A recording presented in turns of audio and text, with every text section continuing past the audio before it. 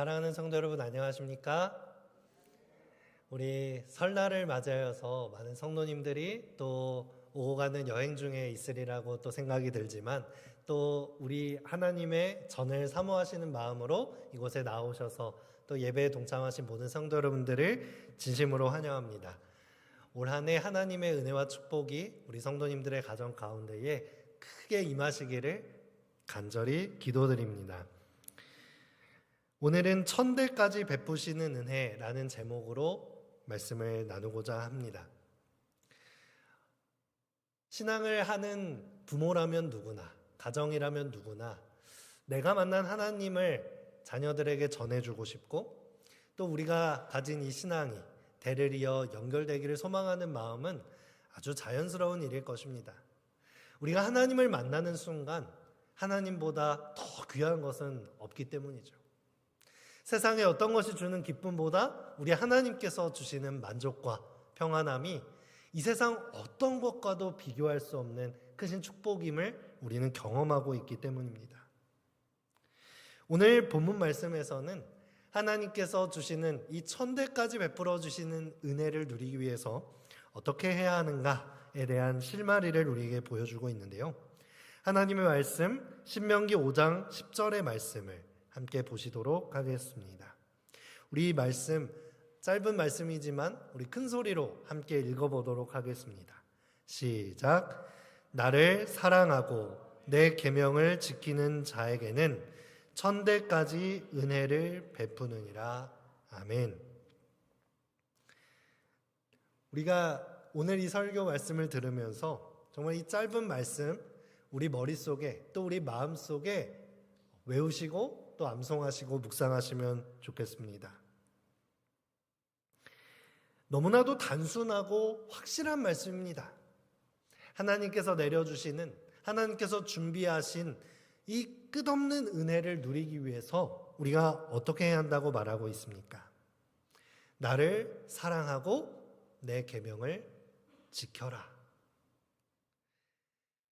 우리가 현실을 살아가면서 하는 많은 신앙적 고민들은 이 두 가지 범주 안에서 해답을 찾아갈 수 있다고 생각합니다. 내가 당면한 여러 가지 현실 가운데 다양한 고민들이 있을 수 있지만, 내가 하나님을 진정으로 사랑하고 있는가? 내가 내리는 선택이 과연 하나님의 계명 가운데 있는가?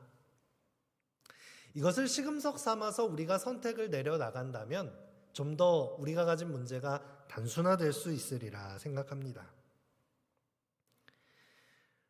우리가 하나님을 사랑하고 하나님의 계명을 지킴으로써 하나님께서 준비하신 천대까지 베푸시는 이 은혜가 우리 성도님들의 가정에 임하시게 되기를 간절히 바랍니다.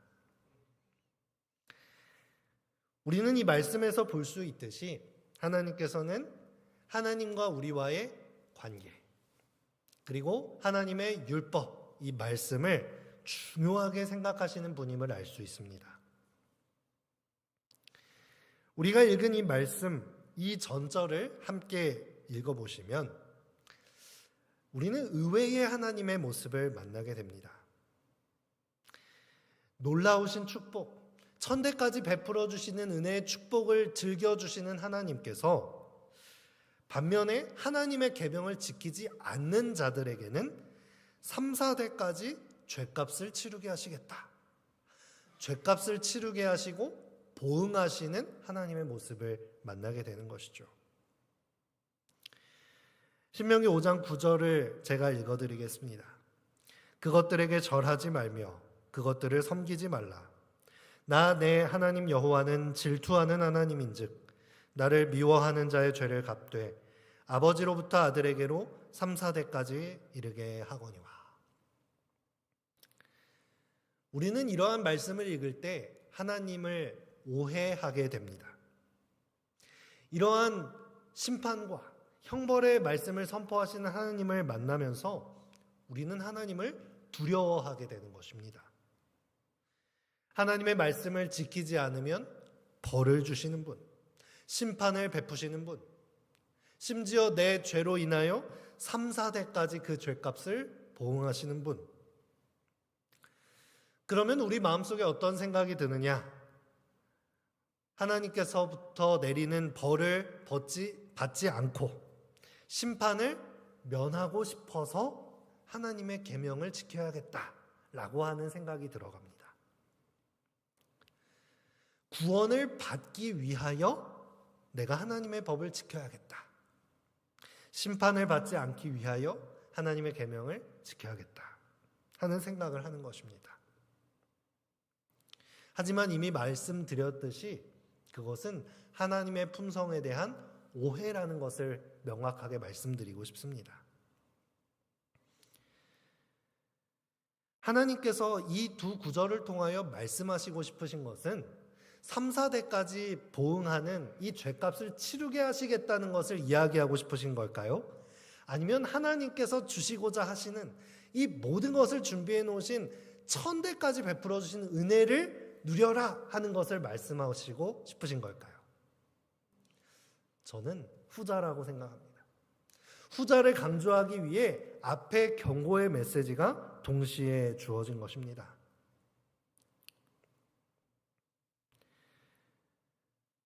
우리가 하나님의 율법을 지키는 동기가 있습니다. 근데 두 가지로 나누어질 수 있어요. 한 가지는 앞서 말씀드렸듯이 하나님께 벌을 받지 않고 싶어서, 두려운 하나님께 심판받지 않고 싶어서. 또 한편은 무엇일까요? 하나님의 계명을 주신 이 하나님을 사랑함으로 하나님의 계명을 지키는 것입니다. 우리들은 어떤 이유로 신앙을 이어가고 계십니까? 하나님의 사랑에 대한 반응으로, 하나님의 사랑을 듬뿍 받으면서 하나님의 계명을 지켜나가고 계십니까? 3, 4대까지 베풀어질 죄의 값이 두려워서가 아니라 그것과는 비교할 수 없는 1000대까지 이어질 놀라우신 은혜를 기대하며 하나님을 사랑하는 것입니다. 사실 여기서 1000대라고 하는 이 표현은 정확히 1000대까지 1000대라고 하는 숫자를 이야기하는 것이 아닙니다. 이 엘레프라고 하는 이 표현은 히브리어 속에서 관용적인 표현인데요. 딱 정해진 1000이 아니라 다른 번역은 수천 대라고 번역을 한 번역본들도 있는데요. 즉, 다 헤아릴 수 없는 수많은 무한한 하나님의 은혜가 이어진다라고 하는 것을 1000대까지 베풀어지는 은혜다라고 표현한 것입니다. 즉, 하나님께서 베풀어 주신 은혜와 사랑에는 한이 있다 없다? 한이 없다. 한이 없이 우리에게 베풀어 주시는 은혜를 준비하고 계시고 우리에게 부어주고 계신다라는 하나님의 모습을 보여주는 것입니다. 그런데 9절에서 보듯이 하나님께서는 우리를 질투하시는 하나님이다 라고 이야기하고 있어요. 1000대까지 은혜를 베풀어 주시는 하나님, 그리고 우리가 우상을 섬겼을 때 질투하시는 하나님, 이것이 매칭이 되십니까? 잘 어울리지 않는 표현이라고 생각이 드는 것도 사실입니다. 우리가 질투라고 하는 감정을 언제 느낍니까? 우리 인간의 이기심으로부터 오는 질투는 어떤 다른 사람에 대한 이 비교의식에서 나오는 질투입니다. 나의 이기심 때문에 상대방의 이 노력과 성과를 깎아내리고 시샘하는 마음속에서 질투가 일어나는 것이죠. 내가 사랑하는 대상을 뭔가 나의 뜻대로 움직이고 싶은 그 이기적인 사랑 속에서 나오는 질투심이 있습니다. 하지만 저는 여기서 하나님께서 자기 자신을 질투하는 하나님이다 라고 표현한 것은 거룩한 질투라고 말하고 싶습니다. 이 질투라고 하는 감정은 사랑하는 사이 안에서 등장하는 감정입니다. 나와 상관없는 사람에게는 질투를 느끼지 않아요. 하나님과 우리 사이를 성경은 종종 혼인의 관계로 표현합니다. 왜냐하면 혼인의 관계는 인간 세상에서, 이 죄악 세상에서 느낄 수 있는 가장 고상한 사랑의 종류이고 가장 거룩한 언약의 관계를 담은 관계이기 때문입니다. 그렇기 때문에 이 혼인 관계를 통해서 하나님과 우리의 관계를 미루어서 생각해 보는 것이죠. 우리가 만약 결혼한 나의 배우자가 다른 사람을 만나서 간음하는 일이 일어났다고 생각해 봅시다. 어떤 마음이 들까요? 정말 상상할 수도 없는 끔찍한 사건이죠. 정말 치밀어 오르는 이 분노, 이 질투라고 표현할 수 있을까요? 질투라는 말로도 표현할 수 없는 강한 분노와 배신감이 느껴질 것입니다. 우리가 나의 배우자를 사랑하면 사랑할수록 그 마음은 더 클 것입니다. 하나님께서 우리를 향한 질투심을 느끼신다라고 한 것은 하나님께서 우리를 사랑하시기 때문입니다. 하나님과 우리 창조주와 피조물의 관계는 생명의 관계입니다. 하나님과 연결되었을 때만 영원한 생명이 있고 진정한 행복이 있는 관계인데 우리가 어떻게 하는 거예요? 하나님의 품을 떠나서 다른 것을 선택하는 것입니다. 다른 신에게 나의 행복과 운명을 맡기는 것입니다. 무익한 우상들, 헛된 쾌락을 주는 것들에게 나의 인생을 맡겼을 때, 당신의 사랑하는 자녀들이 떠나갔을 때 하나님께서는 우리를 너무도 사랑하시기 때문에 가만히 있으실 수 없는 것입니다. 거룩한 질투를 느끼시는 것입니다.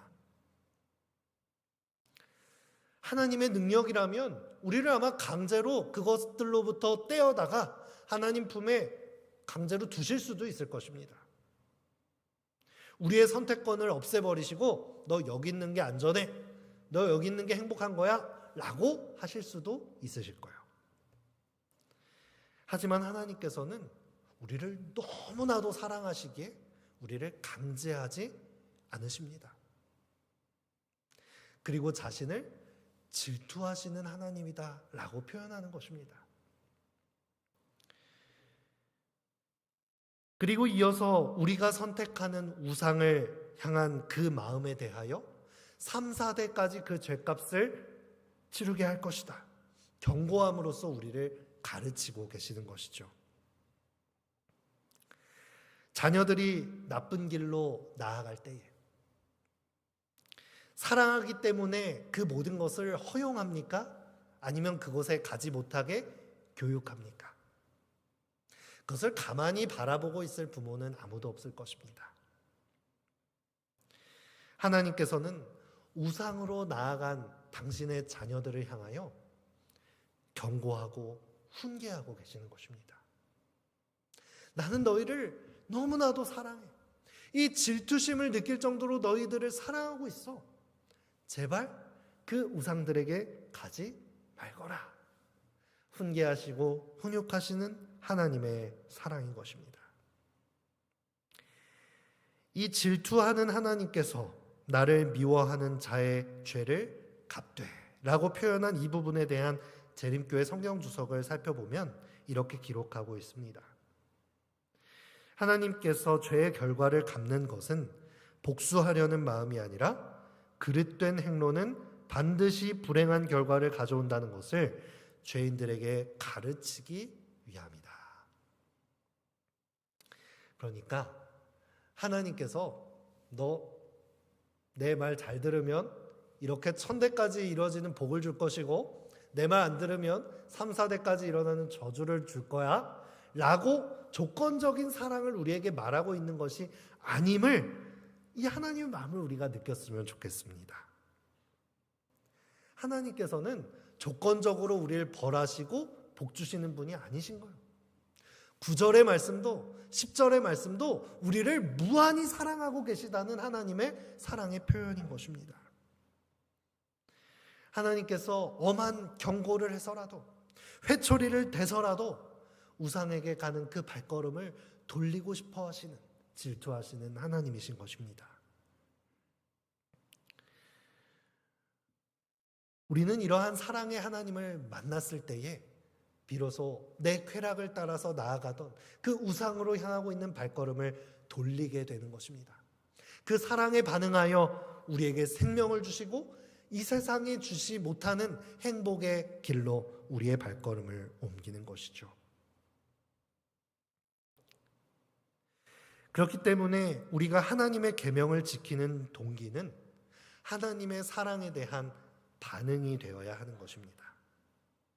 3, 4대까지 내려지는 벌을 피하기 위해 혹은 1000대까지 내려지는 복을 받기 위해 하나님의 계명을 지키는 것이 아니라 본문 말씀에서 볼 수 있듯이 우리는 하나님을 사랑함으로 하나님께서 우리에게 주신 사랑에 대한 반응으로 하나님의 계명을 지키는 것입니다. 여러분, 사랑이라고 하는 감정에 대해서 한번 생각해 보시기 바랍니다. 사랑의 관계라는 이 관계는 어떻게 맺어지는 것입니까? 사랑은 쌍방이 동일하게 주고받는 감정인가요? 아니면 한쪽에서 일방적으로 베풀어짐으로 주어지는 관계인가요? 사실 요즘 젊은이들이 결혼을 하지 않으려고 합니다. 청년들이 왜 결혼을 하지 않는지 아십니까? 청년들이 결혼하지 않는 이유는 이 사랑을 동일하게 주고받는 거래적인 관계로 인식하기 때문이에요. 결혼을 하면 더 자유로워질까요? 억압적이게 될까요? 오히려 개인이 할 수 있는 자유는 줄어드는 것입니다. 오히려 나는 손해를 보고 내가 양보하고 희생해야 할 것들이 더 이 관계 속에서 늘어나는 것이에요. 그것을 사랑이라는 관계로 발전시키지 못하고 거래적인 관계 속에서 사랑을 해석할 때 결혼을 하지 못하는 것입니다. 왜냐하면 손해니까요. 그런데 사랑은 일방적으로 내가 희생하고 주는 마음에서 비롯되는 것입니다. 우리가 이 세상에 태어나서 처음으로 받는 사랑은 매우 일방적으로 받는 사랑입니다. 아이가 태어나면 할 수 있는 것이 있나요? 없나요? 아무것도 없습니다. 그냥 누워있기, 울기, 먹기, 싸기 이 정도밖에 없겠죠. 하지만 부모는 자녀를 위하여 사랑을 베푸는 것입니다. 울면 달려가주고 싸면 닦아주고 배고프면 먹여주고 무한정으로 내리 사랑을 베풀었는데 나이를 먹으면 그것을 기억해요? 못해요? 하나도 기억이 안 나요. 그건 너무 희한한 일인 것 같아요. 그렇게 큰 사랑을 받았는데 그 장면이 하나도 기억에 남지 않는 거예요. 그럼에도 불구하고 그것을 알면서도 그 사랑을 베풀어 주는 것입니다. 그런데 이 사랑은 그렇게 기억나지도 않는 놀라운 그 사랑은 이 사랑을 받는 아이가 자라나는 데 있어서 그 성격을 형성하는 데 있어서 너무나도 중요한 역할을 한다는 것입니다. 독일의 유명한 발달 심리학자인 이 에릭슨이라는 사람은 인간의 이 성격 형성의 단계를 8단계로 정의했어요. 이 생애의 주기 동안 사람의 성격이 형성되어 가는데 가장 중요한 그 성격 형성의 첫 단계는 0에서 1세. 가장 이 영유아기 시절에 그것이 이루어진다는 거예요. 아무것도 할 수 없는 이 무력한 아이가 양육자를 향해서 울 때에, 울음소리를 내었을 때에 즉각적으로 와서 반응해주는 양육자가 있을 때 그 성격이 올바르게 형성된다는 것입니다. 아무리 울고 아무리 싸고 해도 자기를 돌봐주는 양육자가 없다면 그것이 설령 컸을 때 기억이 안 날지라도 이 성격 형성에 이미 각인된다는 거예요. 부모가 세심한 돌봄과 사랑을 주었을 때는 이 아이가 이 세상을 바라보는 시각이 어떻게 될까요? 이 세상은 믿을 만한 곳이야. 안전한 곳이야. 타인을 바라보는 시선이 어떻게 될까요? 내가 이 타인을 믿어도 돼. 나를 향해 사랑을 주는 존재들이야 라고 인식하는 거예요. 그러면서 자존감이 형성되고 이 높은 자존감을 통해서 다른 사람을 배려하고 사랑할 수 있는 존재가 된다는 것입니다. 그런데 반대로 자신의 이런 욕구를 무시당하면 어떻게 될까요? 돌봄을 받지 못하면 이 세상에 대하여서 아무 근거 없이 근원적인 공포심을 갖게 된다는 것입니다. 세상을 바라볼 때 두렵고, 내 주변을 둘러싸고 있는 사람들은 믿지 못할 사람, 나를 해코지할 사람으로 인식하고 자존감이 낮아지며 다른 사람들을 사랑할 수 없는 성격을 형성한다는 거예요. 여러분, 우리가 하나님을 사랑할 수 있는 이유가 무엇일까요?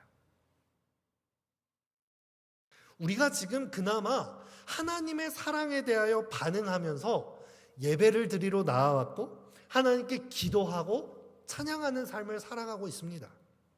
그 이유가 무엇입니까?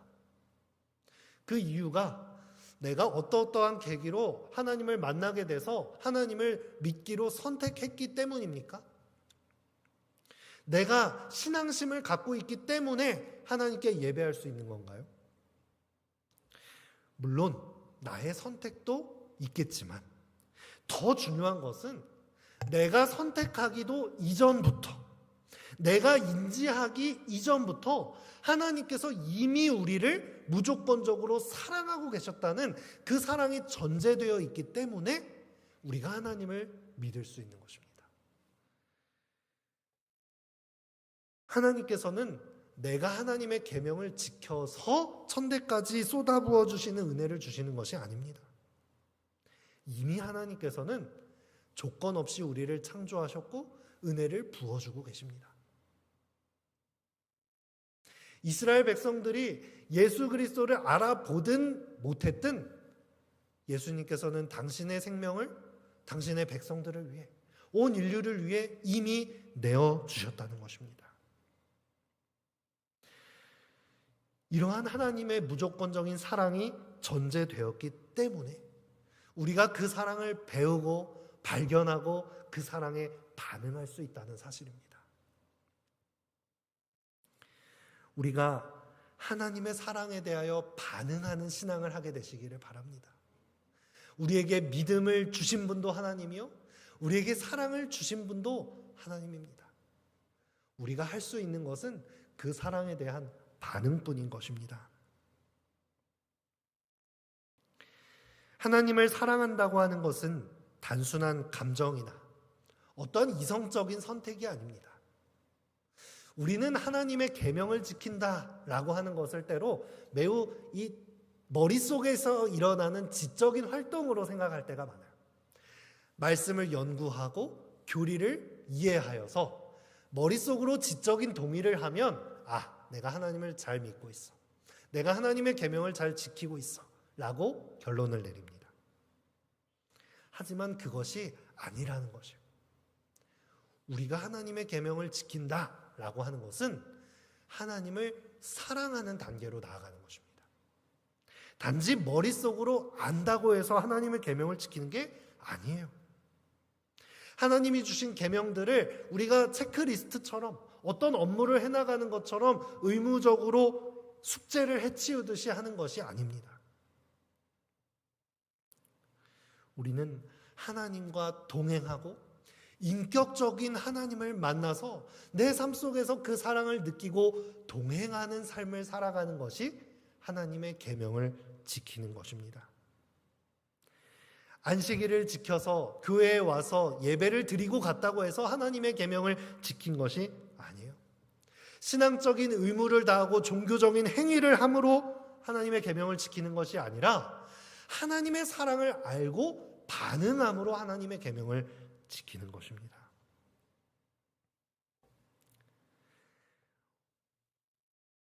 우리가 자녀들에게 대를 이어 신앙을 전수할 수 있는 방법이 무엇일까요?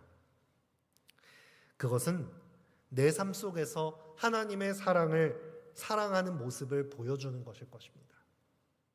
하나님의 사랑을 느끼고 동행하며 그 계명을 지키는 모습을 보여주는 것이에요.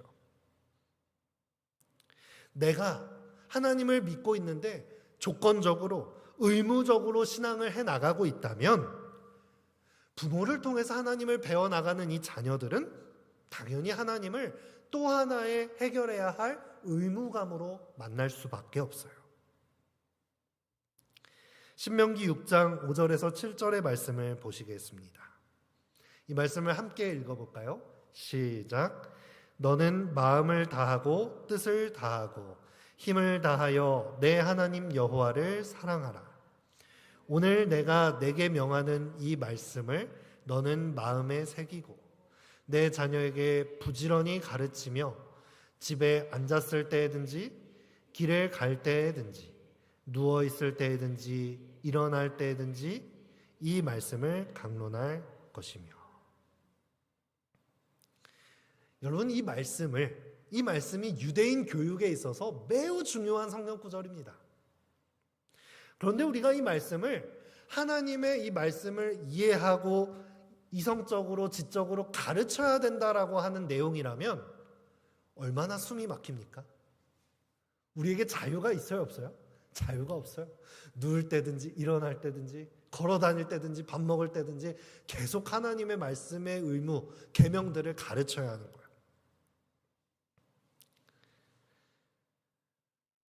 하지만 이 말씀에서도 우리는 볼 수 있죠.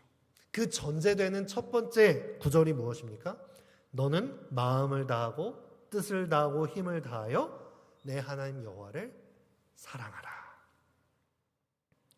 하나님께서 원하시는 것은 하나님을 사랑하는 것입니다. 사랑하면 그 뒤에 이어지는 것이 의무감이 되는 것이 아니라 자연스럽게 이어지는 동행의 시간들이 되는 것입니다. 하나님께서 주시는 사랑을 받고 그 사랑에 반응하면 우리는 모든 일상 속에서 하나님을 만나고 동행하게 되는 것입니다.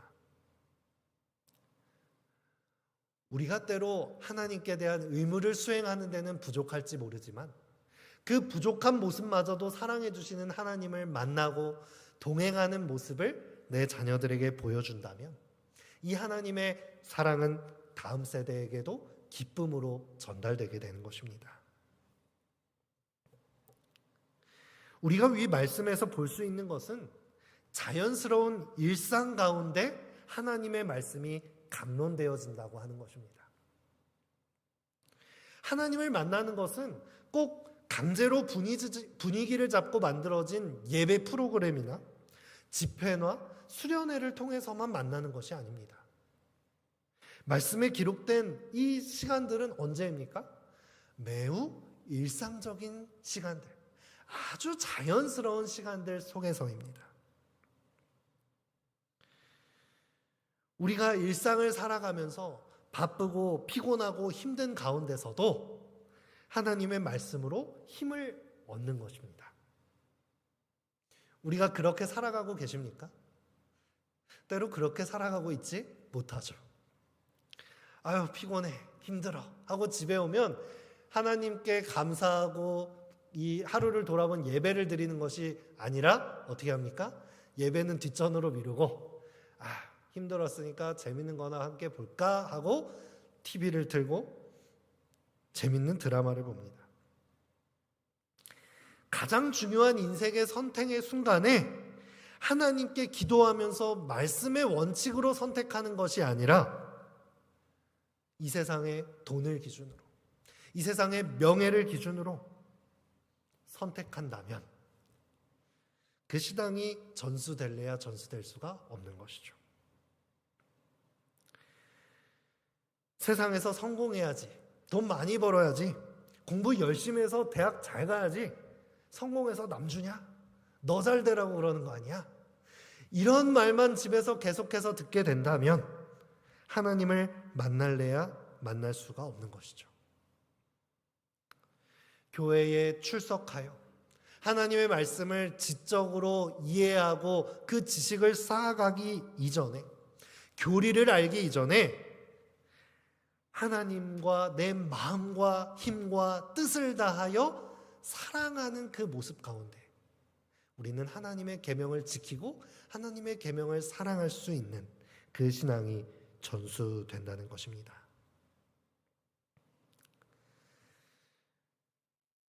하나님과 동행했던 한 인물이 창세기에 등장합니다. 창세기 39장 2절. 여호와께서 요셉과 함께 하심으로 그가 형통한 자가 되어 그의 주인 애굽 사람의 집에 있으니. 이 요셉은 하나님과 함께 했던 사람이었습니다.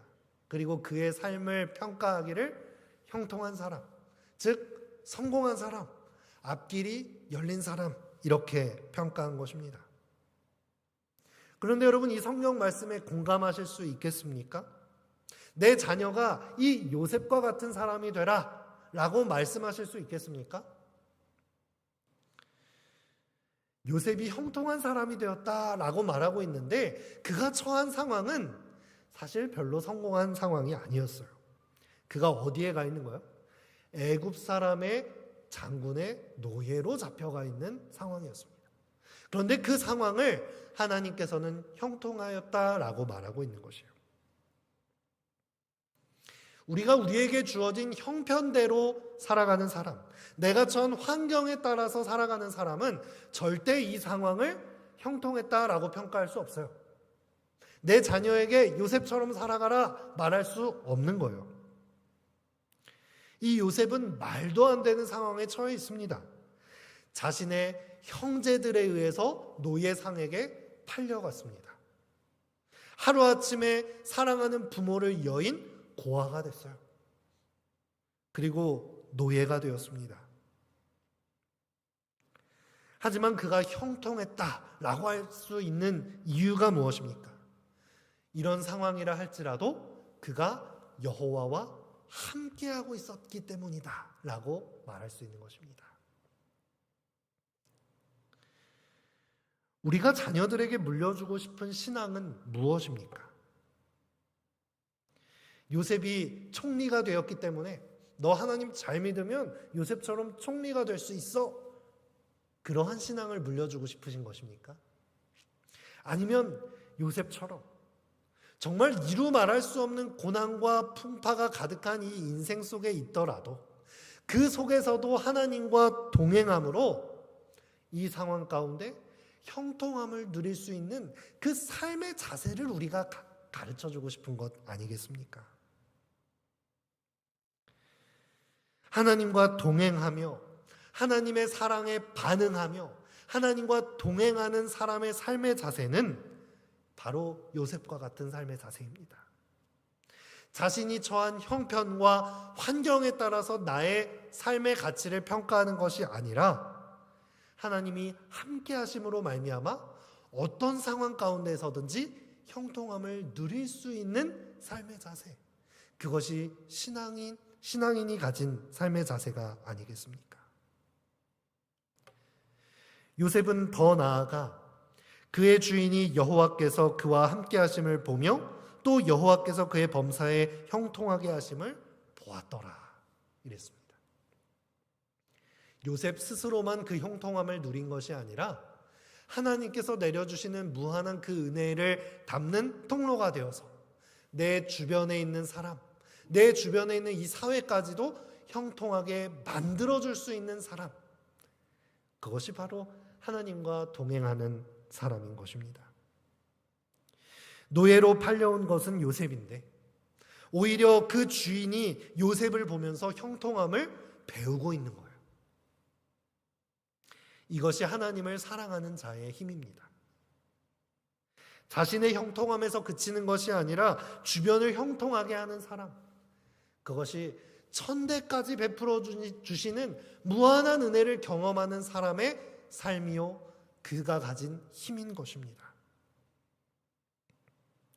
그러한 삶을 살아갔기 때문에 요셉은 애굽의 총리도 된 것이고요, 노년에 다시 아버지와 형제들을 만나 축복을 누리고 자신의 아들들 또한 하나님의 12지파의 이름을 올리는 축복을 얻었던 것입니다. 대를 이어 그 신앙이 전수되어 가는 것이죠.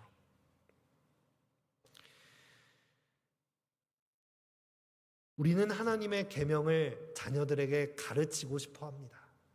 어떻게 그것을 전수하겠습니까? 하나님의 계명을 의무화시켜서 목록화하여서 그것을 지적으로 이해하는 데서 그쳐서는 안 되겠습니다. 그것을 조건적으로 생각하여서 하나님의 계명을 지켜서 애굽의 총리가 되라 라고 가르쳐서는 안 되겠습니다. 하나님을 사랑하고 동행함을 통해서 인간으로서는 계획할 수도 없고 상상할 수도 없는 계획을 하고 계신 하나님의 손에 붙들리는 그 사랑의 관계를 우리가 후대들에게 가르쳐야 되지 않겠습니까? 하나님을 믿음으로, 사랑으로 동행함으로, 믿음으로 형통함을 누릴 수 있는 삶의 자세를 가르쳐야 되지 않겠습니까? 먼저 신앙하고 있는 우리들이 그러한 신앙을 했으면 좋겠습니다. 사랑하는 성도 여러분, 사실 오늘 함께 본 신명기 5장의 말씀은 이미 출애굽기 20장에서 광야에서 십계명을 내려주시면서 말씀하셨던 그 내용을 똑같이 반복하고 계시는 하나님의 말씀입니다.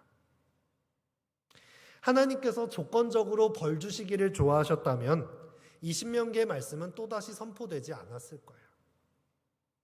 이미 출애굽의 1세대는 다 우상을 섬기며 광야에서 죽음을 맞이했습니다.